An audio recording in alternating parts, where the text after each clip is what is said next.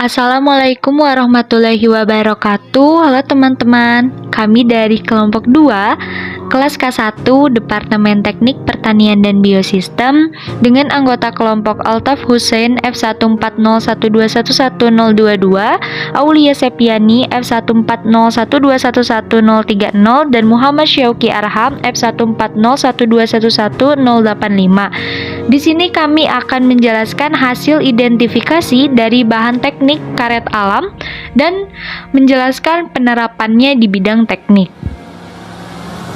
Bahasan pertama dari karet alam ialah kandungan atom atau unsur dan ikatannya. Sebagai polimer alami, karet dibagi menjadi dua tipe, yaitu karet alam dan karet sintetis. Karet alam dibuat dari getah atau lateks dari pohon karet, sementara tipe sintetis dibuat oleh manusia dari minyak mentah. Karet alam adalah polimer linear isoprena 2-metil-1,3-butadiena, juga disebut cis-1,4 polyisoprena. Berbagai rantainya disatukan oleh interaksi van der Waals yang lemah dan memiliki struktur melingkar. Dengan demikian, karet dapat ditarik seperti pegas dan menunjukkan sifat elastis. Unit dasar dari karet alam adalah senyawa yang mengandung 5 atom karbon dan 8 atom hidrogen yang membentuk suatu senyawa isoprena, C5H8. Bentuk struktur mikro. Gambar berikut merupakan gambar struktur dari karet alam yang termasuk ke dalam polimer. Nah, polimer diartikan sebagai senyawa dengan rumus molekul besar. Nah, contohnya ini karet alam. Polimer mengandung rantai panjang dengan satuan berulang. Dari gambar terlihat bahwa polimer pada karet alam berikatan menyilang, memiliki cabang yang menghubungkan antar rantai polimer. Material polimer yang berikatan silang antara rantai polimer membuat polimer lebih plastis. Misalnya, pada vulkanisasi karet, hasil dari pemasukan rantai-rantai pendek dari atom belerang yang mengikat rantai polimer dalam karet alam. Ketika jumlah ikatan silang relatif besar, polimer menjadi lebih tegar.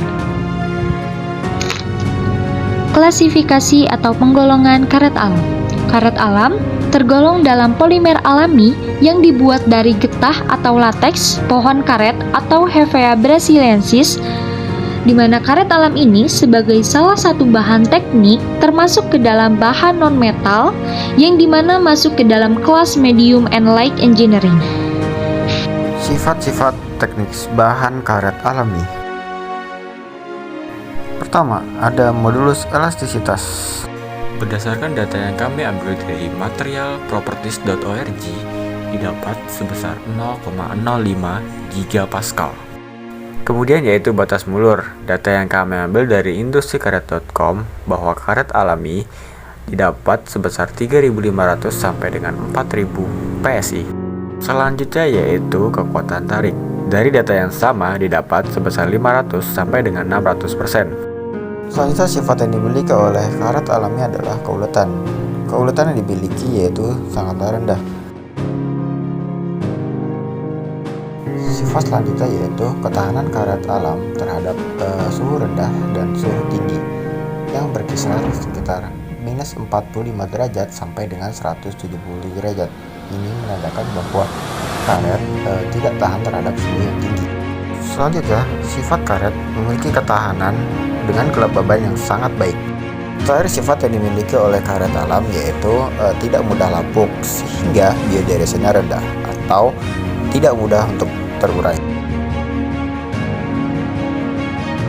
Pada material yang kaku, kemiringan kurva akan semakin curam, sedangkan bahan yang fleksibel seperti karet alami, kemiringan kurva akan semakin landai. Contoh penggunaan dan aplikasi karet alam dalam bidang teknik. Yang pertama yaitu gasket. Gasket merupakan bagian penting dalam berbagai jenis mesin yang berguna untuk mencegah kebocoran atau untuk mengisi ruang kosong pada dua objek untuk mencegah cairan, gas, dan kontaminan lain mengalir ke tempat yang tidak seharusnya.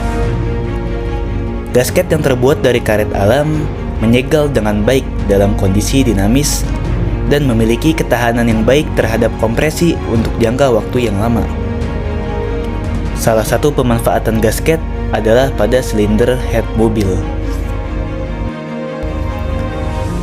Kemudian yang kedua yaitu ban.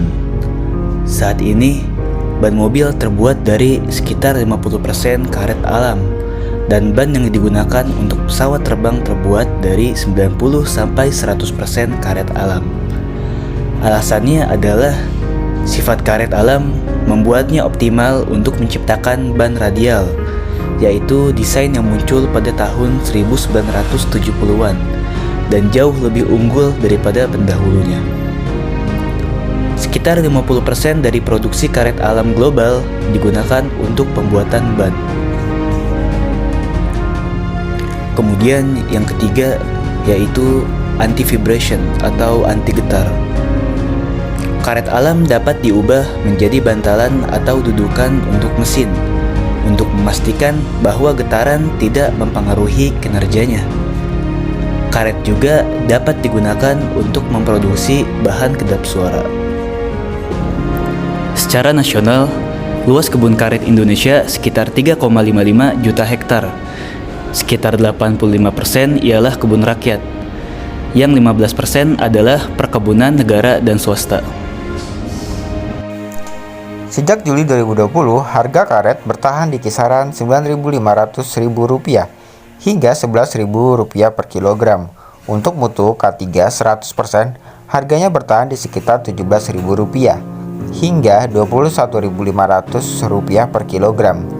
Sebagian petani yang pohon karetnya terserang penyakit, gugur daun, dan produksinya merosot, menerima kompensasi dari kenaikan harga.